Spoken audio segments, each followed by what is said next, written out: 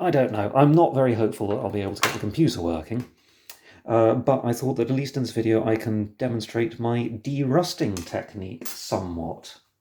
And the de-rusting process, such that it is this appliance descaler powder, just bog standard descaling stuff that you can get from any old supermarket. It doesn't necessarily have to be the Waitrose one, but this is the one that's the supermarket that's closest to me. And yeah, I do go through quite a lot of this appliance descaler powder because I live in a very hard water area. There we go, the kettle is boiled. And tip that on. And might as well make myself a cup of tea whilst I'm waiting. You can see that that is frothing away almost immediately. And yes, oh, it's I don't know if you'll be able to see that, but you can see the water is going yellow.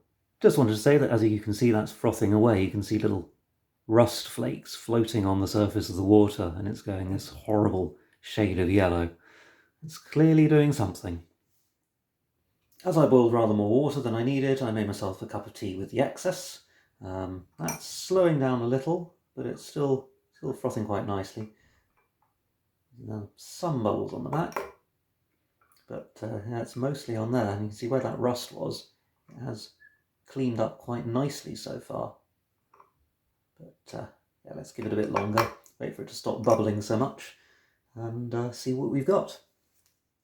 So this has been going for about 10 minutes now, and it's starting to slow down. Let's have a look and see what we've got here. Well, hopefully, as you can see, that has cleaned quite a lot of the rust off so far. This part, which was particularly rusty, is looking quite a bit better. But what you can also see is that between the two, the stuff that has been exposed to the descaler is now a different colour. Seems to have removed a coating from there. See, it's nice and shiny where it's been in the liquid, and it's this sort of matte finish on here. What I might do is I might just dunk the other end upside down so you get a consistent finish on the whole thing. Yeah, I probably shouldn't be putting my fingers in this. If you are going to do this, do wear gloves, as it says on the back of the packet. But I just... Oh, yes, that is, yeah, I've got a cut on the end of my finger, and that is really stinging, so I'm going to go and wash my fingers. But I just wanted to give you a 10-minute progress report. Right, just checking the back of the box here, it does say that it causes serious eye irritation and to wash hands thoroughly after handling, but it doesn't actually say it is corrosive. But I would just say, having got some on the end of my finger where I've got a small cut, that really stung. So, yeah, be careful when handling this stuff.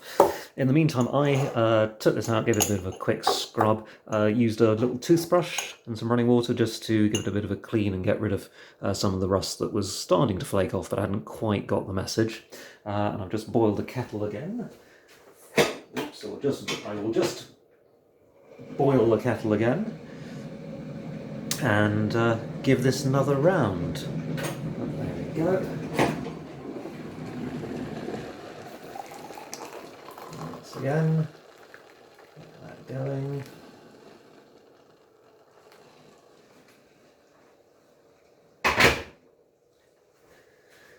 Right, well, the water had gone very yellow before, so let's see what it does this time around.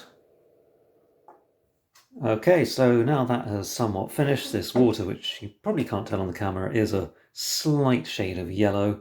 I have had to flip this back and forth a few times. You can see there's a line here from one end to the other. I think that's because I've had to dunk it in the water one way round, flip it to the other, and because that's the point the water came up to. It'd be easier if you could do the whole thing in one, but I don't have a pot that's quite the right shape and size for this. But hopefully you can see that, at least here on the back, this tab in the middle that was previously incredibly rusted is now somewhat shiny metal.